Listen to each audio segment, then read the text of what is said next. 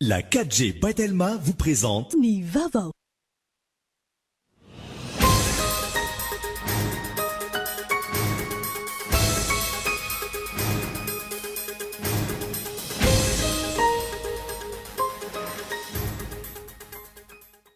Tsy latandanja noho ny fankalazana ny taona vaovao hatr'izay nandraisan'ny malagasy ny taona 2024 nateo azan'ny krizy vokatry ny Covid-19. Saika feno avokoa ireo toeram-pilanonana rehetra teto Antananarivo anolaminy izany tamin'ny ankapobeny. Nametraka fanamby maro ahafahana mampandroso ny firenena ny filoha Rajoelina nandritry ny kabary izay nataony ho an'ny vahoaka malagasy omaly. Fanamby izay hiandrasany rehetra ny fanatanterahana azy. Maresaka iraisam-pirenena niavaka ny fankalazana ny fetin'ny farantaona sy ny fitsenana ny taona vaovao manerana n'izao tontolo izao vokatry ny fisian'ny fepetra ara-pahasalamana. Hetsika siseho maro no nentin'ny firenena samihafa naneho izany. Ny azideny ireo efetra.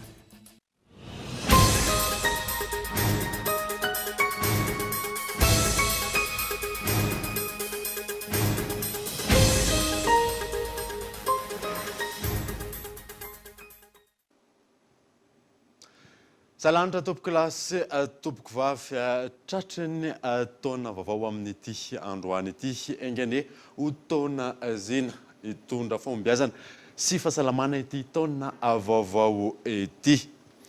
Makasika izay fandraisana ny taona vaovao izay no hanomboantsika ny vaovao amin'ny ity androany ity dia tsy latandanja noho ny fankalazana ny taona vaovao hatr'izay nandraisan'ny malagasy ny taona 2024 teo azan'ny krizy vokatry ny Covid-19. Saika feno avokoa ireo toeram-pilanonana rehetra teto Antananarivo anolaminy izany tamin'ny ankapobeny io na saina.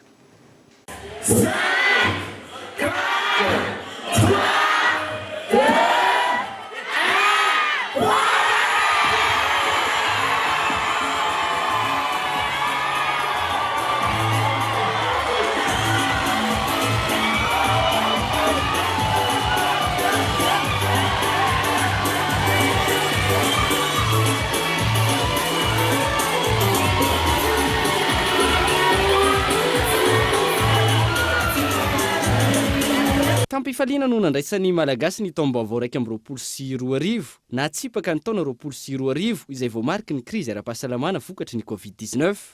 Raha ny hita teny amin'ireo fety aman-danonana maro samihafa tahaka ny isan'ny taona ihany ny fahamaroan'ny olona tonga tamin'ireny efitrano filanonana ireny.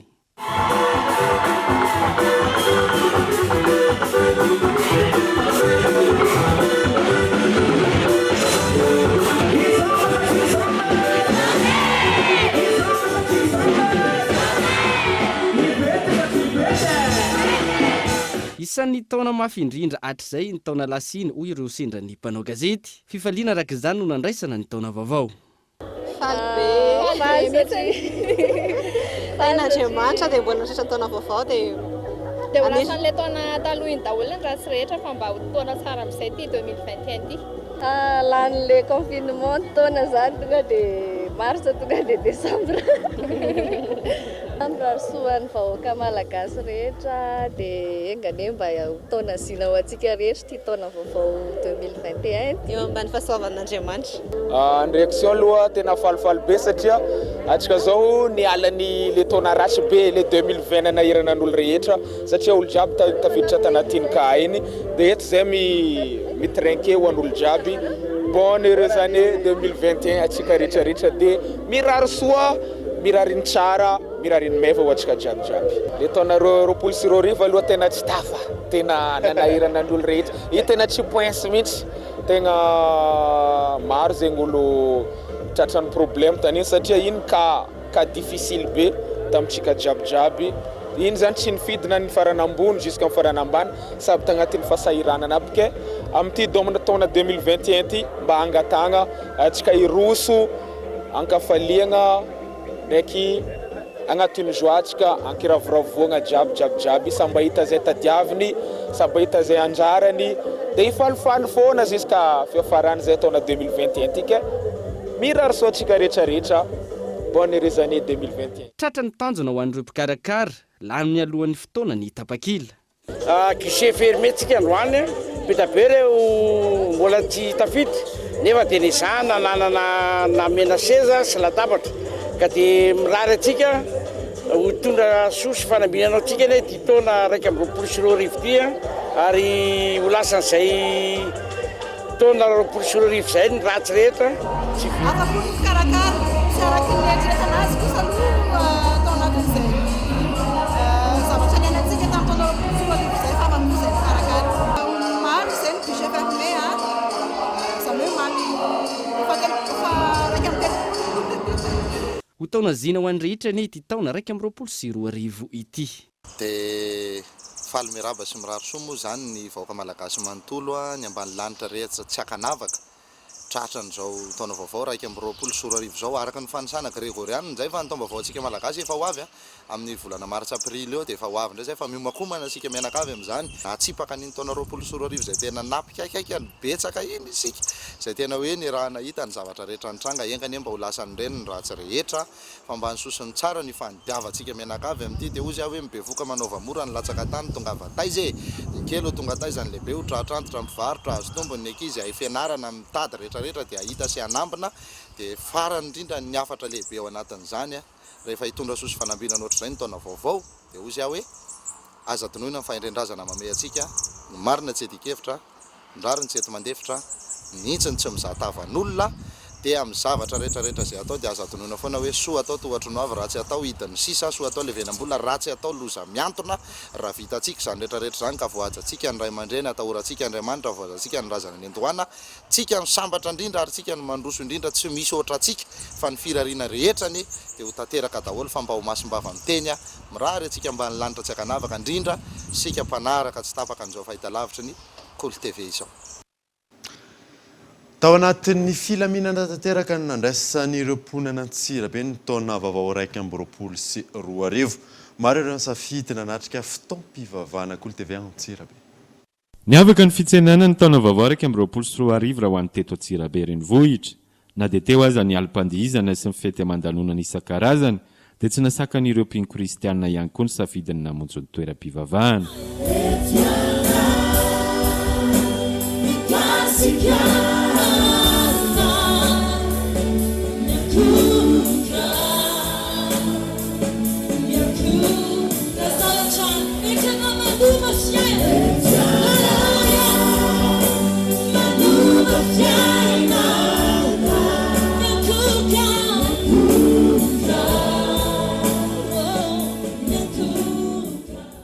Ny antony manokany isafidianana makaty am-piangonana amin'izao taona vaovao zao dia tao anatin'ny fotoana maromaro mbola tsy nahalala ny tompo dia tany amin'izao tontolo izao ny ainana fa rehefa nasapa hoe ao amin'Andriamanitra kay ny tena misy ny fiainana dia sapa sy re hoe tena alao manatina an'Andriamanitra satria zao ny vanim-potoana ny andro farany tokony hitodiana sy hiverenana amin'Andriamanitra sara lavitra misy programan'Andriamanitra tena hoe mbola tena tiany mihoatranao ny tamin'ny taona izay efa nomeny rehetra amin'ny taona 2020 indray tiany hitondrana ny fiainana ny tsara makany amin'ny tena tsara lavitra kokoa izay no isafidianana miakohoka manome voninahitra an'Andriamanitra. Mahatanora ny tena zany dia tsara zany le hoe mba nitsenana ny taona 2021 zany dia mba akinina amin'Andriamanitra ny taona manomboka amin'ny 2021 io dia izay no antony andehanana aty am-piangonana. Nanakoako ny hira fideranan'Andriamanitra teto amin'ny fiangonana MRE Antsirabe ary tonga teto avokoa ireo mpino marobe avy amin'ny antoko-pinoana maro samihafa ny aliny 3 Desambra. Vavaka sy fiankofana ireo no nentina nandraisana ny taona vaovao 1 Kananareo rehetrarehetra ny tokantrano miara mivavaka aminay amin'izao fotoana izao miditra manidritsika 2021 fa avy fiankofana tanteraka hoentintsika miditra amin'ity taona vaovao ity. C'est toi, Mina,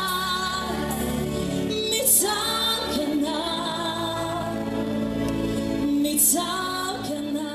na dia teo azy nyfandraisana ny taona vaovao tany amin'ny toeram-pivavahana dia tsy vitsy tamin'ireo mpino kristiana ihany koa ny safidy ny andro ny 2 janoary nandehanana tany am-piangonana. Ankoatra ny tany amin'ireo toeram-pilanonana sy tany amin'ny trano fiangonana, maro tamin'ireo fianakaviana ny safidy amarana sy itsena ny taona vaovao teny Ankalamanjana, ohatra amin'izany teny Analakely teny io ny nasaina. Analakely isan'ny toerana mahazatra ny fianakaviana maro isaky ny fety.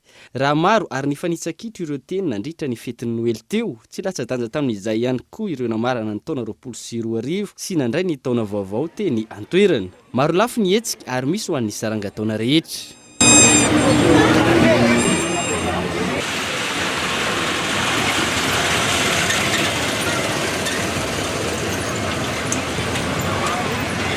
Na io aza ny fahasahiranana iainana amin'ny andavanandro, ny ankizy tsy malala tsy misy ireo ray aman-dreny ary tsy maintsy atao izay hahafaly azy amin'izao fety izao. Zay efa ny sabotsy namehana. Tamin'ny 7 teo zay tonga tety, zay 5 mianaka.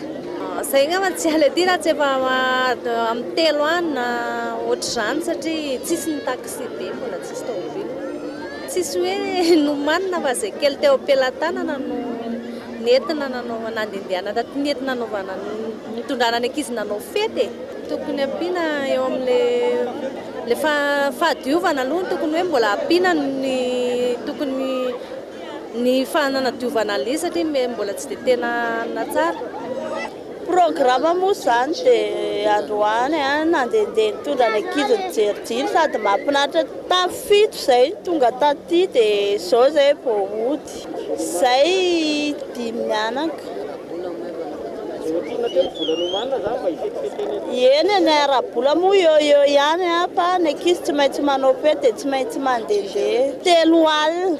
Maro ihany koa ireo nanangana tanty amin'ny maha-fitaom-pahavaratra ny andro ary naka DJ ampifaliana ireo mpanjifa. Raha tolorana champagne ireo any amin'ny trano filanonana rehefa migadona ny taona vaovao, misy tolotra omena ihany koa ety Analakely. Eto zany efa tsy tia taona vaovao zay ho tratrafarana eto zany tsy maintsy revy miaraka aminay eto. Oy zay mamana eto zany iantoka revy zay zany zay tratrafarana eto zany revy miaraka aminay eto zany. Nilamina tamin'ny ankapobeny ny famaranana ny taona 2024 sy ny fitsenana ny taona vaovao ary tsy nisy ihany koa ny orambe ka afaka nifaly ny rehetra tamin'izay fahefa mividy ananany.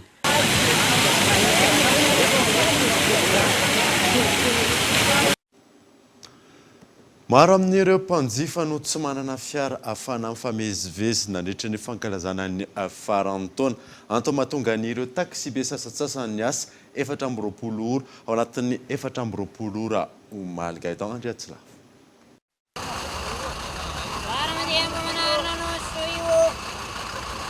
Tsy manenjika versement akory fa mitsinjo ireo mpanjifa mandritra ny fiandrasana ny taona vaovao 2024 ireto bus miasa alina ireto. Maro amin'izy ireo no nanampy ny ora fodiana ary nisy ihany koa ireo niasa mandra-paraina ny andro. Zany eo amin'ny gaga eo zany nikajikajana hijanonana fa tanjy koa katsakatsaka kama dia tsy maintsy akiva mamiaka ny dia naviava vola koa fitady dia tsy maintsy miasa mihitsy aloha. Eo anisan'ilay jerijery zany dia miasa alina zay. Hatramin'ny firy andro zao ny eritreretinao nenao manokana? Za plus zao mety any amin'ny raikaraika amby 10 andro dia mijanona. Satria mbola hiasa raha tsy maraina. Tsy afa-manoatra ary maître mahatonga antsika miasa alina. Eo ilay embouteillage sy ny zany hoe voandroany zany voamaly zany izy ny feto Analakely. Hatramin'izay tao amin'ny Magoro dia ataon'ireo tsy malala lianina zany izy fa ataon'ny rokalika ianao rehefa le atao amin'ny Magoro ato dia tsisy iainana mihitsy Zany azy ilay mba ny ainaina kely zany. Zao zany mba hoe miainaina kely omaly sy androany. Efa fantatry ny mpanjifa amin'ny ankapobeny fa rehefa fotoana tahaka izao misy ary miasa amin'ny alina ny ankamaroan'ireo taxi be eto Antananarivo renivohitra. Nanampy ary nanala fahasahiranana ireo tsy manana fiara hivezivezena ny fisian'ireo taxi be miasa alina ireo. Ho an'ny taxi kosa efa mahazatra ny miasa alina saingy ny vola alohan'ny mpanjifa no nampiakarina kely. Na ny taxi be na ny taxi samy naniry ny anatsara ny sehatra ny fitaterana amin'ity taona 2024 ity, indrindra ny famahana ny olany fitohanana sy ny fampianana ny tsolotra omena ireo mpitandro filaminana. zay no tokony mety hoe mba misy fanatsanana satria ohatrany menay manko nytony zao hoe location hoe mitadiny amin'ny patron dia gasoil dia ny amboniny ianao zany dia nefa ny polisy etsy an-daniny manao ny ataony ihany koa rehefa le dia ty zany zao tsy afaka hoe anao ampivoa mihitsy ianao satria efa mivoaboaka daholo izy dia tsy maintsy mandeha amin'ny seza normal dia ny lamo le izy koa mopetapiaka amin'ny polisy koa na zava-tsy tsisy dikany ak dia manapaka dia zay mihitsy ny tena ana le embouteillage zany tokony hoe iny zany tokony ananonanona zany iny amin'ny izy lefa malakilaky le avatoy maro tamin'ny roapony ny eto Antananarivo renivohitra sy manodidina no nisafidy ankalaza ny fety farany taona sy ny fitsenana ny taona vaovao raika amin'ny 24 teny Analakely sy Antaninarenina. Miampy ary ambony kokoa ny afaliana ho izy ireo raha misy tontolo hafa ankoatra ny eo an-tokantrano hita rehefa fety tahaka izao.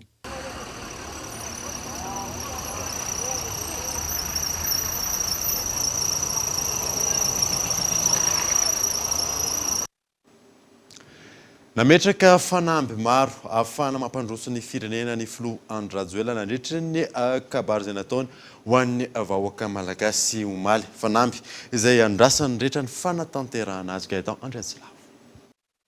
Nandritra ny tafa nataon'ny filoha Andry Rajoelina ho an'ny vahoaka malagasy omaly, nampatsiahy ireo fotodrafitrasa sy ny asa vita tamin'ny taona 2020 ny filoham-pirenena.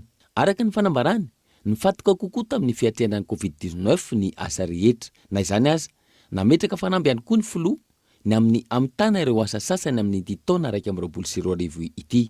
Isan'izany ny fametrahana ny centre de réhabilitation nutritionnelle any amin'ny distrika 5 voakasiky ny Anoanana any Atsimo, ny fanitarana sy ny fanamboarana ny lalam-pirenena fahaenina, ny RN13, ny RN9 sy ny RN12, ny fametrahana ny téléphérique sy ny tramway eto Antananarivo renivohitra, ialana amin'ny fitohanana ny fifamoivoizana, ny autoroute mampifandray Antananarivo sy Toamasina ary mandalo Ambatondrazaka sy ny maro hafa. Ankoatra ireo, nampatsiahy ny filoha fa tsy maintsy hojerena ny toe-karena sy ny sosialim-bahoaka ahafahana mampandroso ny firenena amin'ny taona 2020 ity. Antony mahatonga ny fihaonana izay ataon'ny mpitondra, ireo mpamatsy vola, mpiara-mombonantoka sy ny maro hafa eny avoaloha, ampahafantarana ny PEM na ny plan pour l'émergence de Madagascar. Maro ny fampanantenana sy ny vina napetraka ny filoha ny vahoaka malagasy hatr'izay ary mbola no amafisiny ny ampahany betsaka tamin'izany nandritra ny tafa nataony omaly. Miandandra izany ny vahoaka malagasy ary miandandra fivoarana sy fanatsarana ny tontolo arak'asa ialana amin'izao fahantrana mianjady amin'ny firenena izao. Andrandray ny maro ihany koa ny fanatanterahana antsakany sy andavana ireo fotodrafitrasa isan-karazany izay manampy betsaka amin'ny fiariana sy ny fiainana andavanandro. Ho sarotra amin'ny fanatanterahana ireo raha tsy misy ny finiavana sy ny ohatra velona avy amin'ny mpitondra sy ireo fahefana mpanatanteraka. Io ihany koa ny finiavana amin'ny isam-batan'olona ka ho tena fampandrosoana ny firenena sy fanatsarana ny fiainana no tanjona.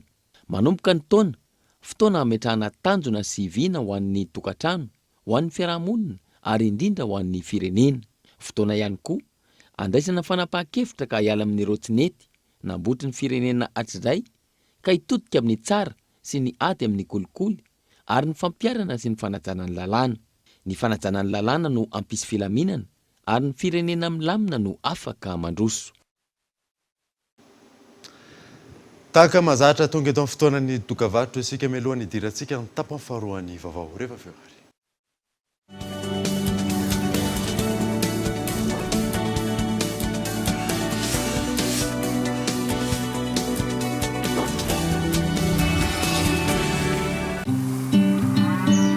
Ahitra maitso, tany manan-karena,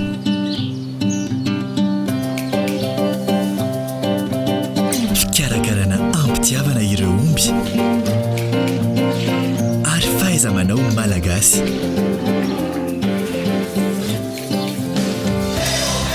Ireo ihany no ilain'ny sokole mba hanomezana anao ny tsara indrindra. Vita avy amin'ny ronono velona, tsara sy matsiro avy eo Antsirabe. Sokole, ny tsiro tena izy.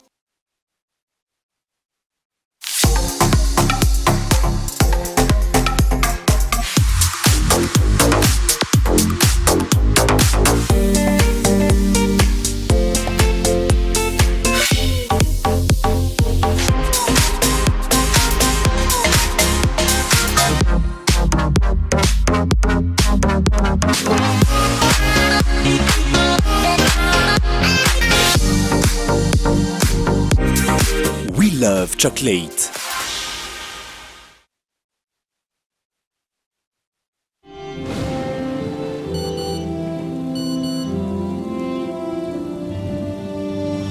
Vous et Mvoul.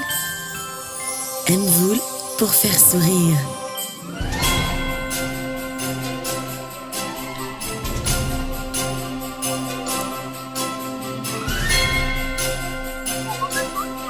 Sourire pour faire plaisir.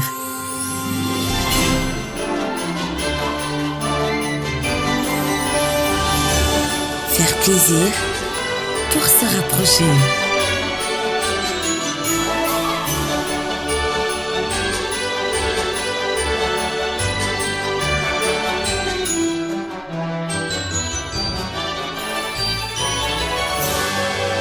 Se rapprocher et prendre soin des autres.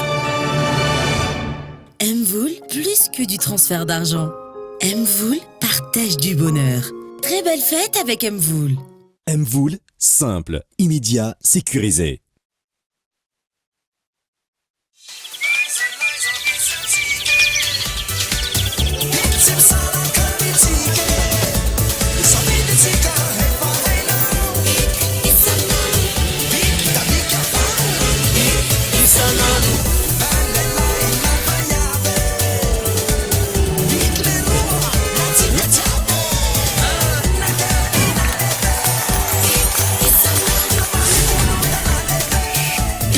Isanand.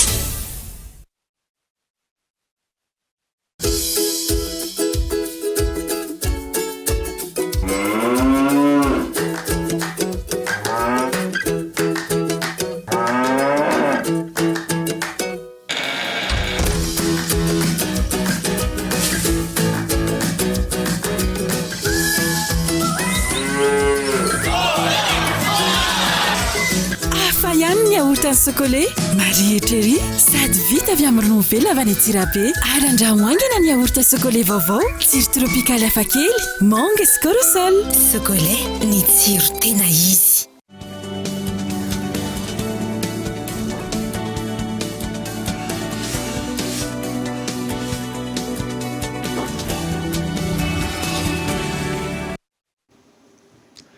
Miditra ny tapany faharoan'ny vaovao isika. May ny atoandro teo ny trano fonenan'ireo mpianatra kilasy mandry ao amin'ny lycée catholique Sainte-Thérèse commune Antanifotsy distrikana Antanifotsy. Tsy mbola fantatra mazava hatreton'ny antony firehetana ary tsy mbola nisy ihany koa ny tatitra momba n'iny vona iny. Ho tanterina aminao ato anatin'ny fampalalam-baovao ihany moa ny toyany izay tranga izay. Fa rehefa fotoana tahaka izao ny fanomezam-boninahitra ireo ray aman-dreny amin'ny alalan'ny solombody akoho raha ny fomba malagasy no jerena noho ny fandrosoana sy ny fahasahiranana efa miavery izany ilarana efison. Matetika hita amin'ny fiainana andavanandro ny tsy fametrahana ireo ray aman-dreny na ireo zokiolona amin'ny toerana misy azy ireo. Rehefa vanim-potoana ny fanombohana toy izao, fomba malagasy hatramin'izay ny fanomezam-boninahitra ireo ray aman-dreny amin'ny alalan'ny solombody akoho. Tsy tantaratra firy intsony izany amin'izao noho ny antony maro raha ny fanazavana ireo mpahay-tantara nanaovana fanadihadiana. Manoloana ny fiovana sy tsy fisiana, niova endrika ny fanolorana ka tsy toy ny taloha intsony, saingy mitovy ihany ny lanjan'izy ireny raha ny fanazavana. Mitovy le izy satria tsy ilay karazan-javatra atolotra no mametra n'ilay asina zany, fa le olona manome azy le fanolorana zay roy misy amin'ny ray aman-dreny sy ny zanaka zay. Ary ny tolotra mazana ohatra ny fanaovana sorony afoy, zavatra anananao afoy, ary tsy misy tolotra na sorona na famomezan-kasina avo lavitra noho ny hoe ny zavatsarobidy aminao zay iverinao fa manan-danja no ataonao. Raha iverenana ny tantara manana ny maridrefy ara-potoana manokana ny gasy, na izany aza manaraka ny maridrefy gregoriana ny malagasy. Raha ny fanazavana miankina amin'ny tsirairay sy ny faritra misy azy no anaovan'ny olona ny fanomezam-boninahitra ireo ray aman-dreny sy ny zokiolona any an-toerana. fa tsy mitovy ny famarita-taona any ambobary sambaina sy sambaina manjakandriny satria ny fiakaran'ny vokatra ny any de zareo ihany no manamaritra hoe am'ty vanim-potoana ity tsika no anao zay rehefa amin'ny miakabokatra zany de rehefa manomboka ny lanonana alohan'ny asoavana alohan'ny famadihana alohan'ny rehetrarehetra de manamarika an'izay fiovan'ny taona zay de eo no ifanolorana io le ataotsika hoe asaramanitra na taom-baovao malagasy ozy tsika amin'izao fotoana zao ny vanim-potoana anankiray koa de ny vanim-potoana iraisana vanim-potoanana fampatsahivana ny nazon'ny firenena amin'ny fahaleovantena Madagasikara ny 24 jona de na any ambanivohitra any de manao ny fomba ny malagasy mandeha manatona andray aman-dreny mitondra ny solom-body akoho na ny vody akoho ifanolorana ifanomezakaja amin'ny andro fanomboana toy izao no miroso amin'ny fanolorana solom-body akoho ho fanomezam-boninahitra ny ray aman-dreny sy ny zokiolona ny ankohonana amin'izao efa miendrika lelavola sy akoho amam-borona izany solom-body akoho izany. Vaovao mampalahelo kosa indray dia misaona ny ao amin'ny anteny miram-pirenena nodimandry androany maraina ny solombavamboaka IRD voafity tao amin'ny district Anakazibe Dr Ranalasa Amdera raha ny fantatra dia fatapahan'ny lalandra no nitarika ny fahafatesany ny ekipan'ny Kolo TV FM dia mirary fiononana feny ho an'ny anteny miram-pirenena sy ny fianakaviany. Zay vadiantsika maresaka iraisam-pirenena dia niavaka ny fankalazana ny fetin'ny farantaona sy ny fitsenana ny taona vaovao manerana n'izao tontolo izao vokatry ny fisian'ny fipetra ara-pahasalamana. Etsika maro no nentin'ny firenena samihafa naneho izany fanampiana. Tsy toy ny isan-taona ny fankalazana ny fetin'ny farantaona sy ny fitsenana ny taom-baovao tamin'ireo faritra samihafa manerana izao tontolo izao. Anton'izany ny fisian'ireo fipetra ara-pahasalamana napetraka ny tompon'andraikitra isaky ny firenena ho fisorohana ny fiparihan'ny valinaretina. Tao New York no fierana ireo hetsika famorim-bahoaka ny alin'ny 1 Desambra. Manodidina ny 100 ireo mpitsabona saina manokana hitsenan'ny taom-baovao teo amin'ny toeran'ny Times Square araka ny fanapahan-kevitra noraisin'ny ben'ny tanàna tany an-toerana. Nanentana ny mponina hijanona ny trano kosa ny tompon'andraikitra nandritra izany. Toy izany ihany koa ny tany Brezil no fierana ireo olona afaka nitsenan'ny taona 2024 teo amin'ny torapasika Copacabana tao Rio. Ho an'ny tao Paris kosa indray nipetraka ny fepetrany amin'ny tsy fahafahana amin'ny voakala ho an'ny mponina. Tsy nisy araka izany ny hetsika famorim-bahoaka teo amin'ny toeran'ny Champs-Élysées. Nisy kosa ny fandefasana ny afomanga tao amin'ny zaridainan'ny lapa tao Versailles. Fampisehonan-kira ho fanomezam-boninahitra ireo lavon'ny valinaretina no nentin'ny tao Madrid. Nanamariana ny famaranana ny taona. Nanomboka tamin'ny 2 ora sy sasany maraina kosa ny tsy fahafahana mivoaka ho an'ireo mponina tany an-toerana. Itsankilany volanina ireo mponina tao Wuhan tany Chine nandritra ny fankalazana ny andron'ny faran'ny taona. Tsy ahivina, ity tanàna ity izay nisehon'ny valinaretina voalohany ny volana Desambra 2022. Dia izay mamarina ny vaovao voalohany tamin'ity taona ity akasany ianao nanaraka izany soava tsara daholo tompoko.